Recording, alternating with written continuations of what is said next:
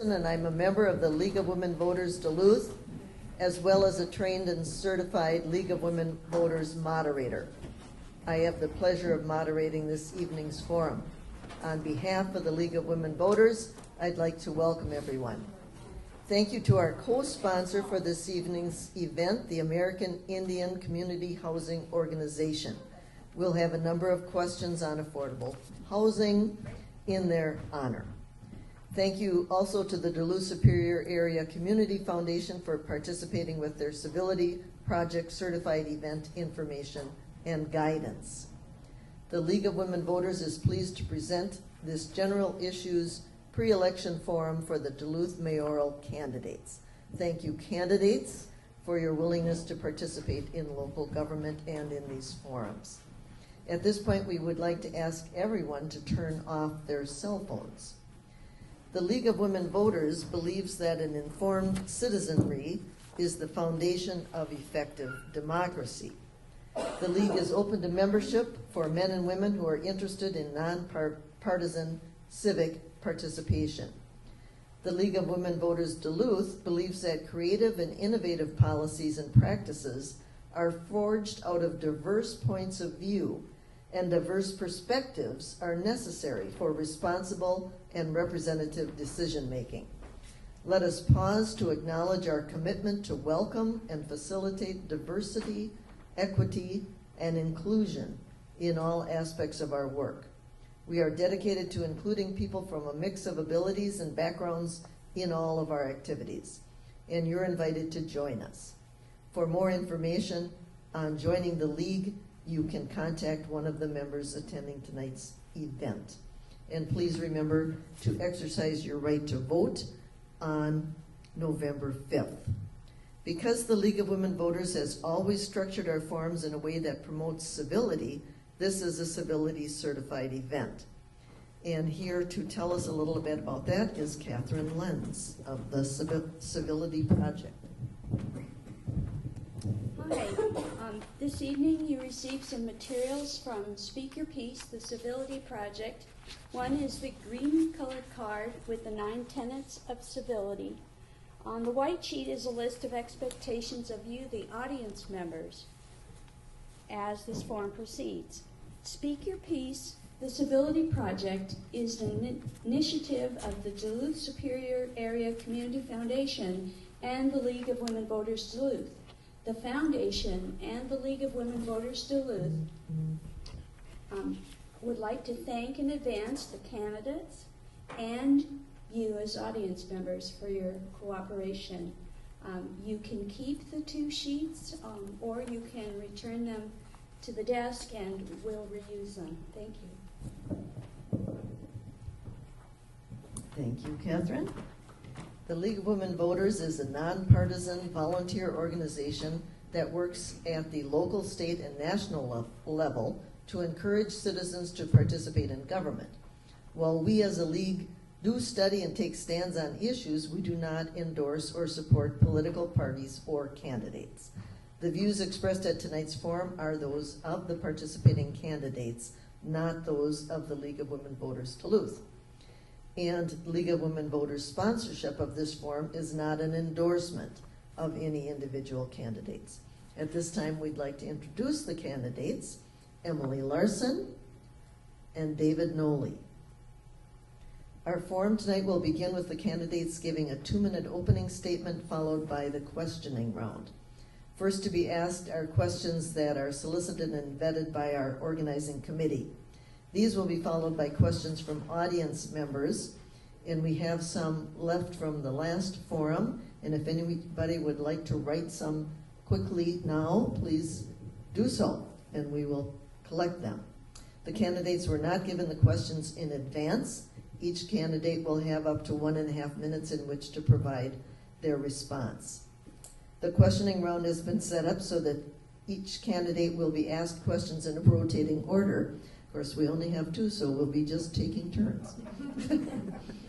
We would like to encourage audience members to ask questions and put them on those cards and hold them up, and someone will collect them. All submitted questions will be assessed for clarity and bias, and those that fall in the same category will be consolidated. This will allow us to cover as many topics as possible in the time allotted. All questions become property of the League of Women Voters. After the questioning round is completed, each candidate will be allowed a 1-minute closing statement. The candidates will now provide their prepared opening statement, and we'll begin with candidate Larson. Okay, thank you so much. Hello? Hello? Is yours on? Okay, thank you. Thank you so much. Thank you for being here. My name is Emily. I serve you currently as your mayor. It is with great humility and joy, actually, that I am here today to talk with you about my vision for moving this community forward and the success and hard work that we have accomplished, all of the many successes of the past 4 years. First of all, thank you to League of Women Voters. I'm a big fan of debate and the opportunity to discuss issues, so I'm happy to be here. Thank you to AICHO. I love being surrounded in a room that has such beautiful art. This is an organization that lives its values and its mission. I feel very aligned in that because that is the work I do as mayor, is living out a life in policy making and leadership with values and vision. I want to thank the Civility Project for reminding all of us how important it is to have good, robust discussions and to do so with kindness and respect. And my competitor, David, I want to thank you for bringing civility and good ideas to a discussion for our community. I am running for mayor because I am so proud of the work we have done. We have 25 years of street construction ahead of us, funding that is fully dedicated. We have added 1,400 new units of housing. We have a comprehensive plan to map out where we are going for the next 15 years. I am running because I am so passionate about all of those elements and because it is time to accelerate in every single one of those areas. We have engaged deeply with our community. We have been out listening at monthly City Hall in the city listening sessions. We have integrated policy in a way that is mindful, inclusive, and very different than has been done in the past. We have aligned our planning and economic development divisions. We have seen very robust growth in our business sector, and we are seeing, for the first time in decades, a change in an increase in our population. I'm excited about this work. I'm so happy to be here, and at the end of this event, I will be asking for your support on November 5th. Thank you. Thank you. Candidate Nolle. I'm live, right? Yep. My name is Dave Nolle. I moved to Duluth in 2010 to be the executive director of the Boy Scouts. We flew into Duluth, came down Masaba Avenue, interviewed downtown, and only after returning about a month or so later to actually take the job did I get that experience of coming over Thompson Hill and being able to go, wow, am I ever proud to be from here? And that was the 1st of October, and we moved on to Park Point, and around the 1st of November, we got to see the lake behaving like yesterday, or much like that photo over there on the wall. I want to thank the mayor. We've had the opportunity to visit in these sorts of forums over the past couple of months. Really exciting to be able to be out and to have civic engagement and civic discourse, and to be able to have an audience that come out when you could be spending your time somewhere else, but you choose to spend it here to learn and to hear from the candidates who offer something to our great city. I made the decision a little bit earlier this year saying, you know, I think I have something to offer. I think I can step forward and provide some fresh leadership here in the city of Duluth. I've heard from a number of people, I had heard from a number of people throughout the late winter and early spring suggesting that maybe we might want to take have a different set of eyes, have some different perspective on leading our great city. And I made that decision just a few moments actually before the filing deadline came to a close, when I was reflecting on the remarks that I'd shared the weekend before at my grandmother's funeral. And she had an old saying that went something like, "If you're waiting for reinforcements, they ain't coming." Well, if I was waiting for someone else to step forward and to be a voice, to speak up, maybe I'd wait and they wouldn't come. So here I am, and I'm going to have the opportunity to answer some questions and the opportunity at the end to ask for your vote. Thank you. Thank you. Now we'll move to those questions solicited and submitted by the organizing committee. Each candidate will have up to 1.5 minutes to respond. First question will go to candidate Nolle. The need for affordable housing in Duluth is critical. Local affordable housing advocates have been asking for a city housing trust to provide local financing for building and rehabbing units. Would you support such a fund?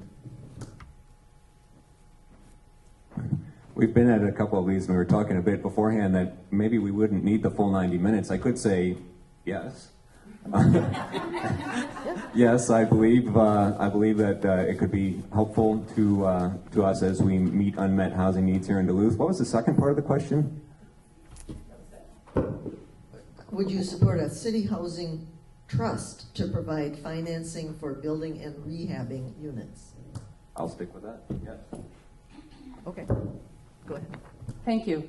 Yes, I do support that. I will support that. Here's what we're doing to advance affordable housing. In my first term as mayor, we brought in more than $17 million in state funds to support affordability across the city. We have just engaged a mayor's task force that is focused on funding. We are no longer discussing whether affordability is an issue, whether we need greater and more affordable units. We know we do. And so we have just activated a mayor's task force of stakeholders and leaders from organizations that will be asked to co-invest in a fund like or just as a housing trust fund.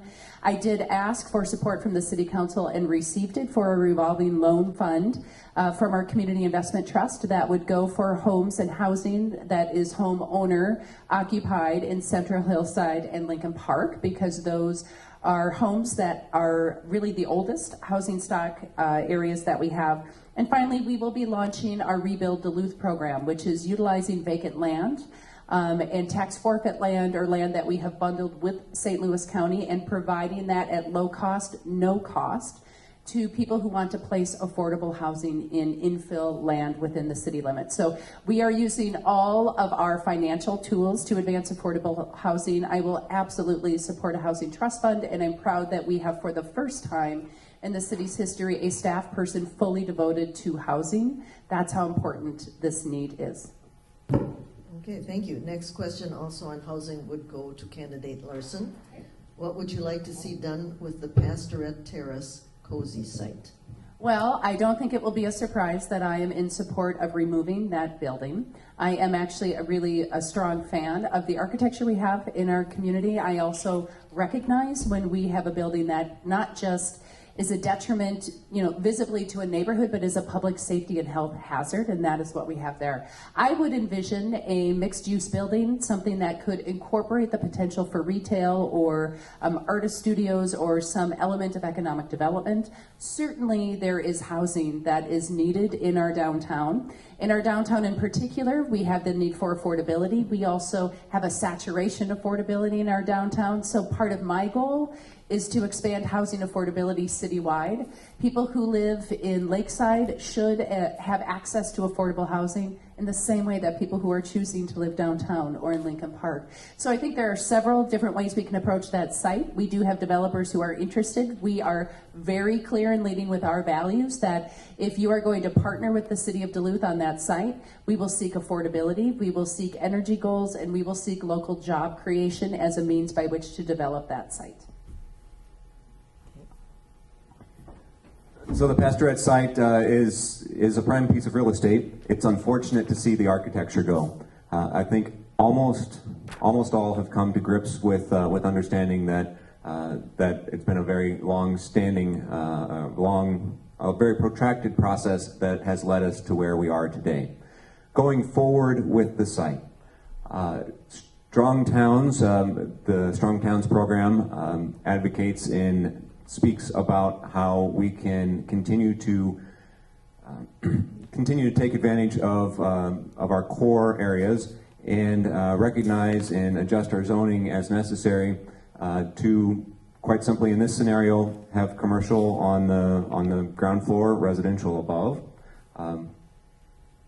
Affordability as a component, of course, would be appealing to see if we have to ensure that we have affordability there. But to echo the mayor's remarks, affordability means a lot for all ends of town, not just downtown. So affordability in Lakeside, or affordability in Morgan Park, or affordability over the hill need to be taken into consideration. But on the site as a whole, commercial and residential mixed use would be my vision for that site.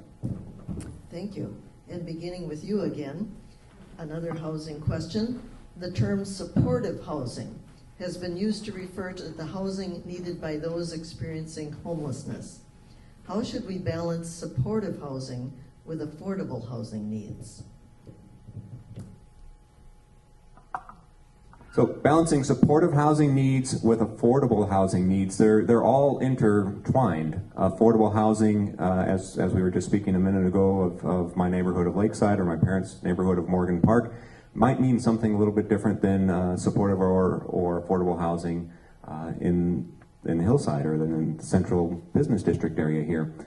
So when we look at a facility such as San Marco or other programs that are of course supportive, and then helping with transition into affordable housing components, it has to be a holistic, complete process and approach that we take. We can't operate in silos and say, I'm the supportive housing person, I'm the affordable housing person, I'm the person that's looking to develop on the fringes of town. We need to have a comprehensive plan and continue to execute the plans that we have in place and refine them as necessary as time moves on. I am a very strong supporter of supportive housing. I was on the board of Center City Housing Corporation when we developed the San Marco building. And supportive housing is providing staffing on site to meet resident needs. And it tends to be clusters of people who have shared circumstances. If you think about the San Marco, half of that is for people who are chronic inebriants. Another portion of that building are for people who are homeless. And it is a common story, actually, that because people have support and staff and health support and mental health support, people tame or taper off their chemical addiction and move into an apartment on the other side of the building. I worked at CHUM for 12 years, so affordability and supportive housing are really inherent into my views of what housing needs to be. It is so clear to me that we need at least 2 to 3 other supportive housing buildings, whether it is like a San Marco, whether it is like a Steve O'Neill. There is something that calls us to take care of our community, not just in a housing first model, which is providing housing at the very front end and then dealing with the details later, but providing that holistic wraparound. Developing housing has to come with very clear intention and expectations. It does not happen on its own. And so we do need greater supportive housing. I'm excited to work on that.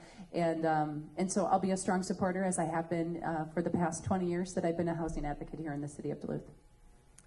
Okay. And candidate Larson? How can the city work with nonprofits like One Roof and Habitat for Humanity to increase the supply of affordable housing? Oh, I love all these housing questions. It's so exciting.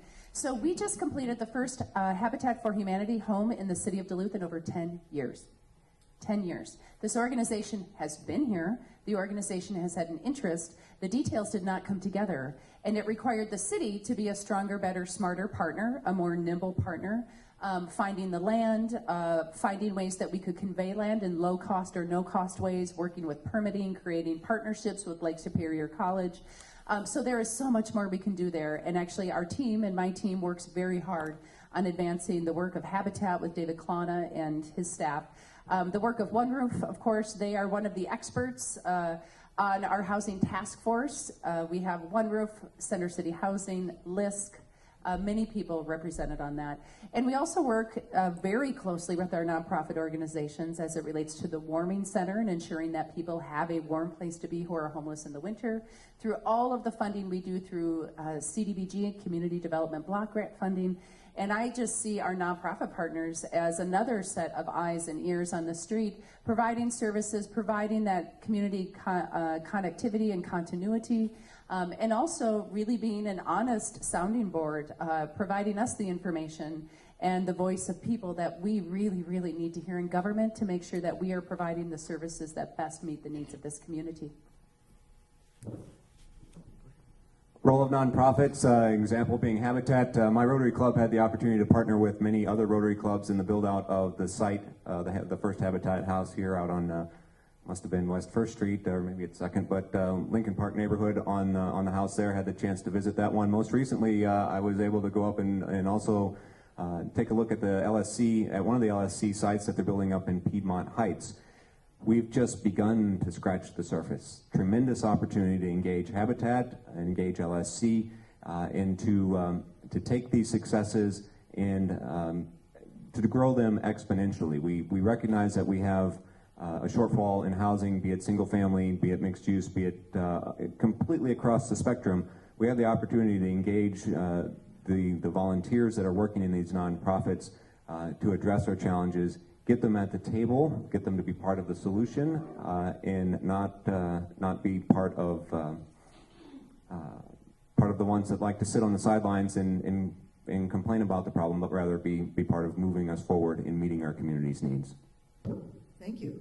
And candidate Nolle, one more housing question. How do market rate housing projects like ND, the apartment building plan next to ND, the luxury high-rise plan for downtown Duluth, impact the availability of affordable housing elsewhere in Duluth? Two ways to answer that question. One, you could say the example of Big Bed essentially bought 6 units to expand the medical district and people are displaced, right? We can take that path. We can say that the place next to Indy, there's some homes there beneath the dentist office that are going to be displaced that are probably, I don't know the details, but I'm suspecting are rentals and are far more affordable, cheaper certainly from a rent standpoint than those that are going to come in. Answer A. Answer B, my preferred answer is introducing and bringing in more stock may attract people from out of town, so that's not necessarily going to solve our challenges, but it also is going to move people that may otherwise be in their family home in Lakeside or West Duluth or Morgan Park or wherever they may be, move them from there into an apartment or into a denser type living facility at Indy and the place next to it, Bluestone, etc. And there's going to be a domino. I don't know how long it will take for that domino to work its way through the system, but it most certainly will open up another rental or a facility, a home that could be a first-time home that is going to take a family that is in a renting situation. The place that they were vacating could then be occupied by someone that could be coming out of a subsidized facility. And that space in the subsidized facility could take somebody from supportive housing. The person from supportive housing could be backfilled with someone who might be living on the streets today. Thank you. I do not find market rate and affordable housing to be mutually exclusive in the sense that you can only do one or the other. It is, for me, a yes and. And of course, at the city, we are versed in doing more than one hard thing at a time. I'm actually really proud of the building that is going in downtown, and I want to tell you why. I know that many people will view it as a luxury apartment, and I value that and I understand that. It is also the very first project that the City of Duluth has provided public financing for that absolutely requires local job creation and partners with our local construction trades. We have not had that in the past. The City of Duluth has the most progressive and robust community benefits agreement through our business subsidy policy that ensures that there will be local workers going on that project. So that is what I sought to achieve with that project. That project, I did not seek to achieve affordability because I did choose job creation there. There are other sites where I am choosing affordability. Lester Park Golf Course is one of them. There is the possibility to really create high-end only housing there, and that is not the vision we are moving with. So I seek to balance out in some ways the different goals that we seek to achieve. There is some mobility that happens. People will certainly move from one price point to another. One of the reasons we have this housing crunch, however, is that we have actually grown more than 1,000 people in the last year. We're going to start talking about that publicly. But when we talk about having increased our housing stock by 1,400 units, that pretty much matches our population growth. Thank you. And beginning with you again, since you just brought up the golf course, do you support the proposal to sell portions of Duluth's public golf courses for development? Why or why not? Yes, I do. I actually strongly support it, and I am a very avid, robust, dedicated funder and supporter of green space. The city of Duluth has more green space than most any other urban area. We are the only city in the country where every single resident is within 1,000 feet of a trail. We actually have 129 parks in the city of Duluth. We have 260 miles of trail. It is an unbelievable set of assets that we have. Some of that, and the reality is that we actually need more land to do more land development, and I do not take the sale of public land lightly. I move very cautiously and carefully with that. And in Lester Park, what we have is an opportunity to bring housing to scale. We are a landlocked community. Because of our 42 creeks, because of our topography, because of the lake, we don't have a lot of ability to affordably build housing at scale, meaning that a builder can come in and create, 40 homes versus just 1 or 2 at a time. Lester Park is one of the places that we can. It is a beautiful neighborhood, and I believe all residents deserve to have access to living in beautiful lakeside. So I do support it. I support it with a thoughtful manner, with an intentional community-based process, and a way that can ensure that there is continued access of green space, which there is or will be, and affordability opportunities for all residents for the city of Duluth. I think our count is 6 forums. This is a first for this question, and it's probably a first for us as 2 candidates to disagree quite as boldly on a topic. With very few reservations, my answer is no. I do not think that we should be developing the Lester Park Golf Course into housing. I think there are opportunities within our existing footprint, opportunities for increased density, significant areas, particularly in West, for development, redevelopment, reutilization of the river corridor, where there are some sites where there are some scalable housing development opportunities. May come as a bit of a surprise for the guy who sure looks like he's maybe a little bit more of the business candidate, but I don't think so. I don't think that the development of the Lester Park Golf Course is the appropriate move at this point for our city. Thank you.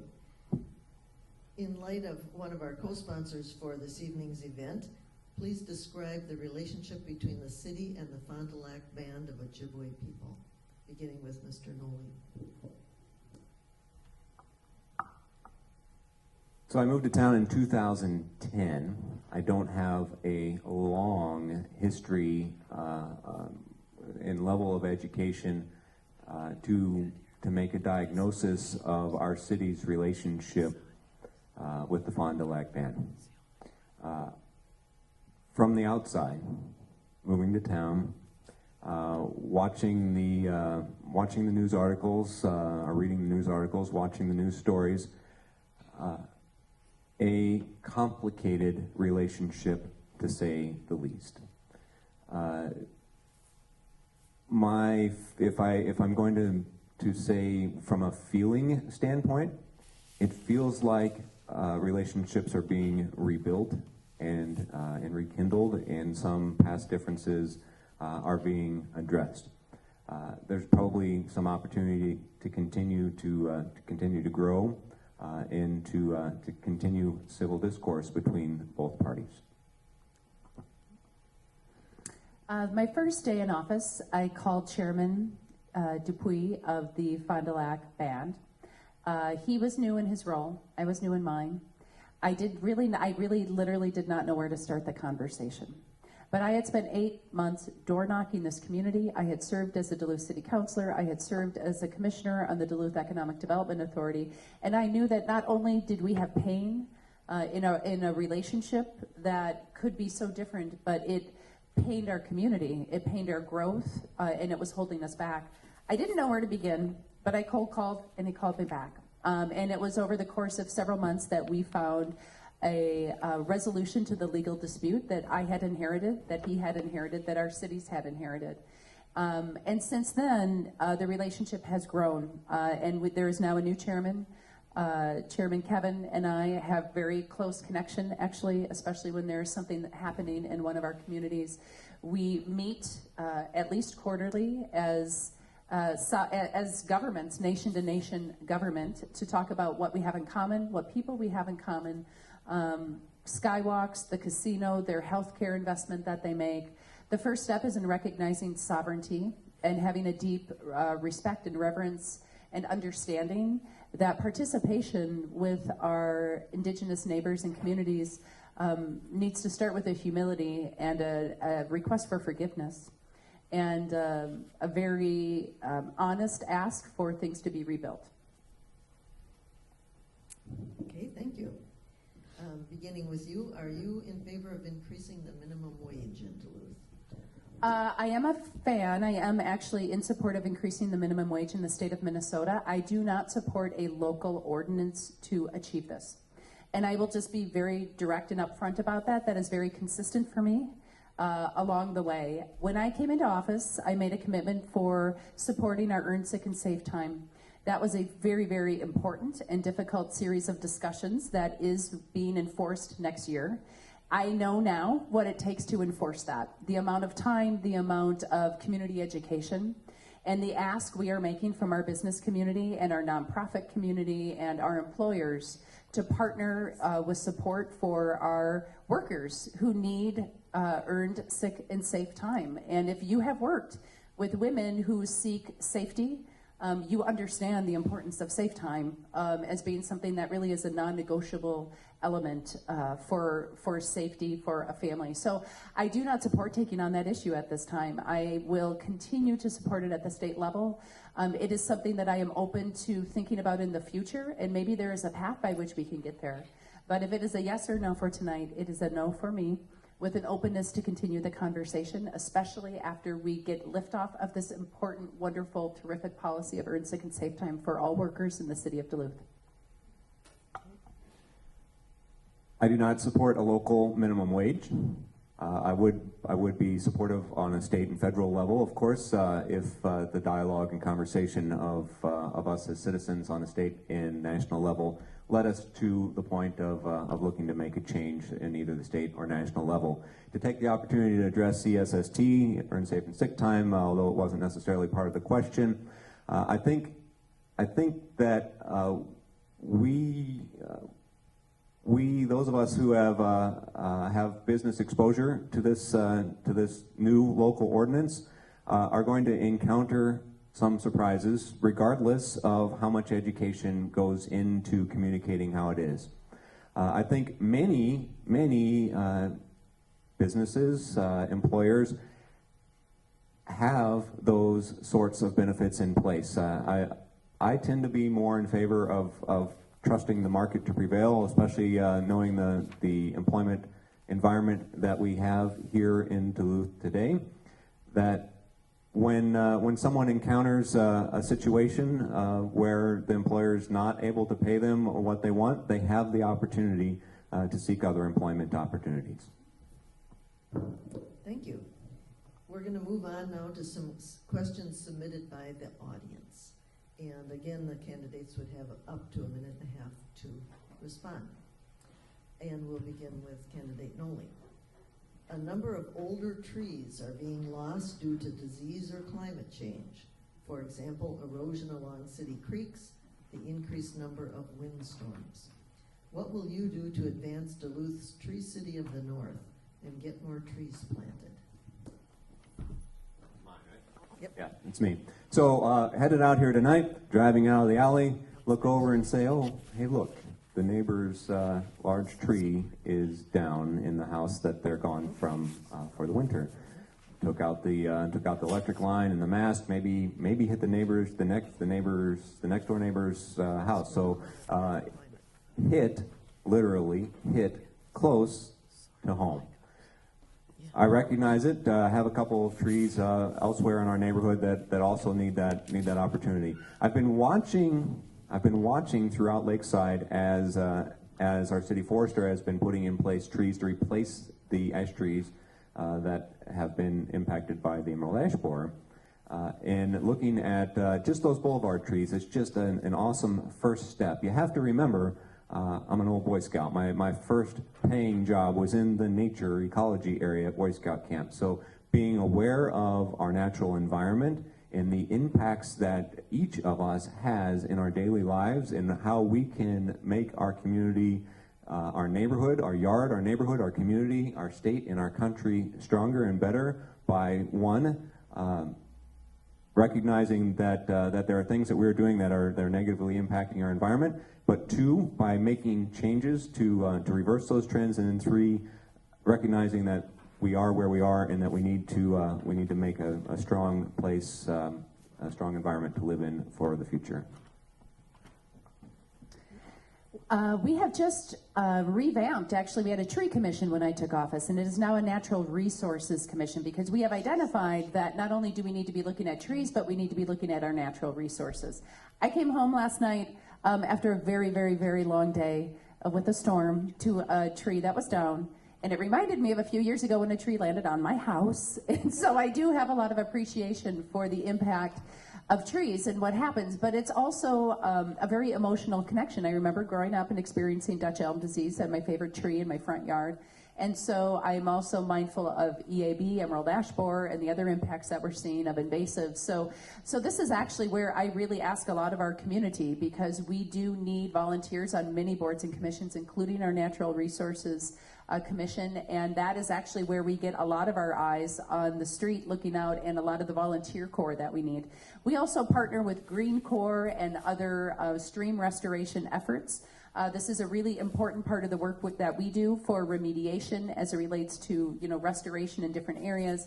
And I am so proud that the Lake Walk sections that we have rebuilt with climate adaptation in mind, it is right behind Vickers, that was untouched during the storm yesterday, proving that at the city, when we apply climate adaptation and best practice, and we aren't just throwing things back up, it matters, it works, and we know what we're doing. Thank you. I've got some more climate questions. What actions would you propose for the city to deal with climate changes? Rising waters, influx of climate refugees, overwhelmed infrastructure, additional housing needs, etc.? Oh my gosh, it's all of those things. Climate change is real, it is happening, and it is upon us, and it is costly.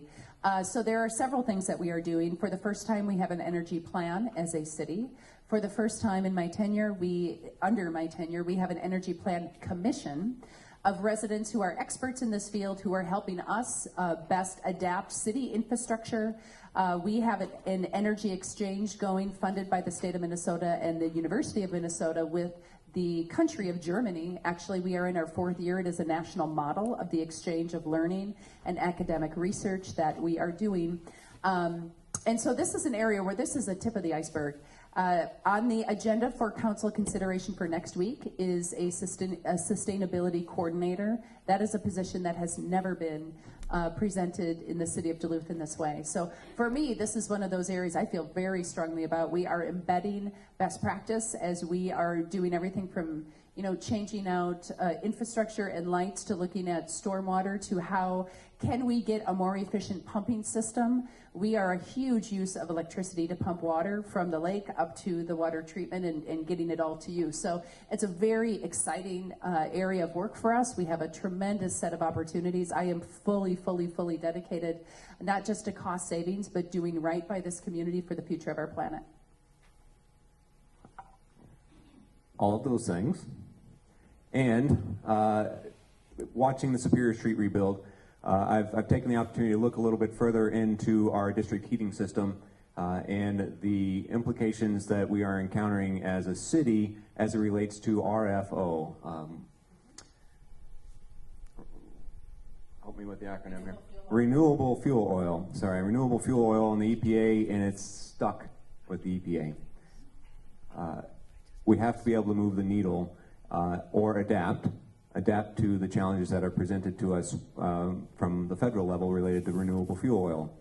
Looking, not an engineer, but simply looking at the build out, I'm curious, and I need to educate myself more as it relates to the steam plant, in particularly the district heating system, where we're going to have a hot water loop, but there's still going to be a need for a steam loop as well, because of, at this point in time, no reasonable retrofitting cost capacity for many of the businesses that are going to have to rely on steam. So we've made a good first step, but we have an opportunity to reevaluate, learn as we head into the third and final leg of Superior Street reconstruction, and take advantage of really the best, most efficient heating options for each of our downtown current users of the steam plant. Okay. A housing question from the audience, beginning with Mr. Nolle. There are many large empty buildings in Duluth, the former UDAC building, Central High School, Nettleton School, for example. How can we start to use these buildings to help solve the low-income housing crisis?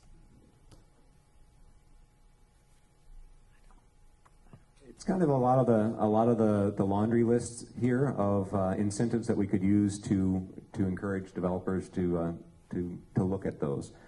All things that we've been working on, that the mayor and the mayors before, administrations, nonprofits, the entire community have looked at and said, well, if only we could dangle this carrot out, maybe this developer would feel comfortable enough taking the risk to develop Nettleton or the old Central. Maybe we could have something that we could say is a success, like the success that I think would all agree on with the former Lincoln Park Middle School, saying, man, that one worked. There are plenty of other school sites in particular where we've been able to do those. So getting out, visiting with this comes back to an earlier question about how sustainable or supportive housing, or affordable housing could be facilitated. Let's start asking those questions. Go back to many of those developers who have a good experience under their belt and say, here we have another one. Would you like to come to the table and be part of the solution? So in my experience, at the end of the day, housing is math. It's a lot of things. It means a lot. A home is a word that means a lot to all of us, and having it or not having it is really, there's a lot to that, and there's a lot about how that feels. And at the end of the day, getting it off the ground and funded and developed and open is math. And so part of what is interesting about that is I think from the outside, it looks like we can just repurpose these buildings. And there is math that prevents us because somebody has to subsidize it. It costs X amount of money to do any kind of development, doesn't matter what price point you want to rent or sell it at. But if you want to make it affordable, you're going to end up renting it at a price point that's going to give you less cost than what it costs to do that. So that is exactly what I'm trying to achieve with our mayor's task force, is a funding tool that can be part of that gap. When it comes to a site like Central High School, I want you to know what I've done in the last 4 years. It remains there. I have sat down with the school district many times. We have offered to run requests for proposals. We have offered to be a strong economic development partner. I have supported legislation at the state that would take demolition down. There are certain things I can't force owners to do, whether they're private owners or other public owners. But I will tell you that I have put many, many efforts in at not just trying to revitalize sites that I think could have greater and better impact and lasting value for our community, but really striving to make sure that there is value to that we are redeveloping and developing sites that are bringing housing and other opportunities that people really, really need who live here. Thank you. At this time, we'll ask each candidate to give a 1-minute closing statement. And we would begin with candidate Nolle. 1 minute. Dave Nolle, appreciate the opportunity to visit with you now twice in the primary and again here tonight. Throughout this entire exercise in civic leadership of bringing my brand of who I am, my style of fresh leadership to Duluth, I've been coached and encouraged to say, you got to do something to make yourself different from Emily. Well, my favorite color is green. You recognize that from my signs. I've noticed your pen is green, but the ink isn't today, but the last couple of times have been green ink. Her signs are orange. I'm wearing closest thing I could come up with to an orange shirt today. At the end of the day, we both want what is best for Duluth. If you want a continuation of leadership that Mayor Larson has demonstrated the last 4 years, then vote for her. If you're looking for something different, I would like to be your candidate. Thank you so much for being here. I have really enjoyed the opportunity to talk with you about my vision, about the work I think we are doing that is important, not just for those of us in the room, but really importantly for those of us who can't be in this room, who don't have time to make it to a debate or to hear about what is happening in our community. I am passionate about this work, and yesterday is a really good example of it. My first text of the morning was before 6 a.m., and it was about the storm. And in the course of the day, not just making sure that we were attending to people's infrastructure, that we had to think about who and how can get to Park Point, that we had 130 important medical calls that had to be responded to, that we are allocating $13 million of tourism tax, that we are processing permits and construction drawings and all of the things. This work of mayor requires experience and leadership. I am not a student of leadership. I am a practicing practitioner of leadership. I am proud of the work we are doing. I am proud to serve you in this role. I believe I am the best candidate to continue to lead us forward, and I ask for your vote on November 5th. Thank you. We thank you, the candidates, and PACT-TV, and the American Indian Community Housing Organization, and the audience for making this event possible. Thank you for coming, and remember to vote on November 5th. Thank you.